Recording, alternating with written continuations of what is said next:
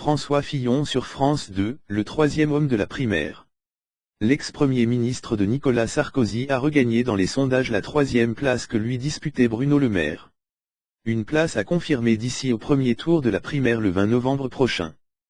Il est peut-être passé quelque chose jeudi 27 octobre sur France 2 dans la course à droite. Au-delà des applaudissements de ses partisans, inédit dans une grande émission de télévision sérieuse comme l'émission politique, François Fillon aura marqué des points auprès des quelques 2 millions de téléspectateurs devant leur écran, en ces vacances de la Toussaint.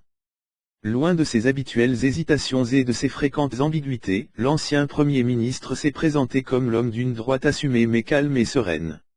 Fini, les noirs sourcils froncés en permanence, Fillon était enfin souriant, détendu et même pourvu de quelques traits d'humour. Fillon, l'homme de la droite tranquille. Et si on s'était trompé?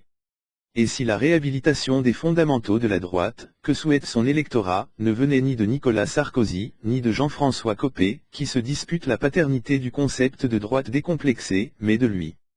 Et si le vrai champion de la droite décomplexée, c'était lui, François Fillon?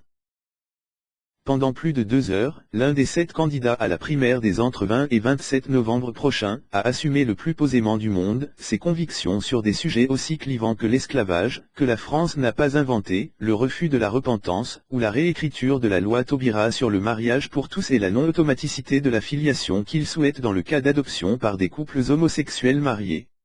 Non, explique-t-il, il ne remet pas en cause le mariage pour tous, il n'est pas homophobe, il veut revenir sur la possibilité de l'adoption plénière pour les couples homosexuels et la remplacer par l'adoption simple, car un enfant a le droit de connaître son père et sa mère, ses origines biologiques. Le tout, sans la moindre agressivité. Idem sur l'avortement, qui, il le redit, en raison de ses convictions personnelles, n'est pas un droit fondamental, mais qu'il ne remettra jamais en question, car il en va de l'intérêt général et du bien commun. Quant à ses convictions, justement, elles ne regardent personne et relèvent du domaine privé. Certes, il n'a pas convaincu ses interlocuteurs, mais il est presque parvenu à les désarmer. Même le débat sur l'écologie avec Noël Mamère, d'ordinaire bouillant voire agressif, cette fois, offensif, calme et précis, n'a pas tourné au pugilat et à l'échange d'invectives politiciennes. Plus anecdotique enfin, mais symbolique, à l'heure où les séquences rire et dérision sont devenues quasi obligatoires dans les médias, François Fillon s'est même autorisé à critiquer le quart d'heure détente de la très talentueuse Charline Vanhoenacker en fin d'émission au nom de la défense du sérieux en politique. Un essai à transformer le 20 novembre. Pilote de Formule 1, François Fillon accélère dans la dernière ligne droite. Car, à quelques semaines du premier tour, le 20 novembre, de la primaire de la droite, il joue gros. Il a déjà regagné dans les sondages, la place de troisième homme que lui disputait Bruno Le Maire dans cette course de fond, notamment depuis le premier débat organisé par TF1 le 13 octobre. Il lui fallait impérativement conforter cet avantage. Dans cette émission, il a donc coché tous les marqueurs de droite possibles.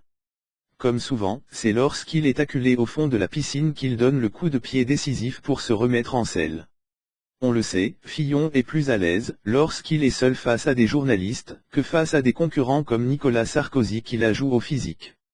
Transformera-t-il l'essai dans les semaines à venir ou redeviendra-t-il, selon la redoutable formule de la journaliste Catherine Ney, cet éternel intermittent du spectacle?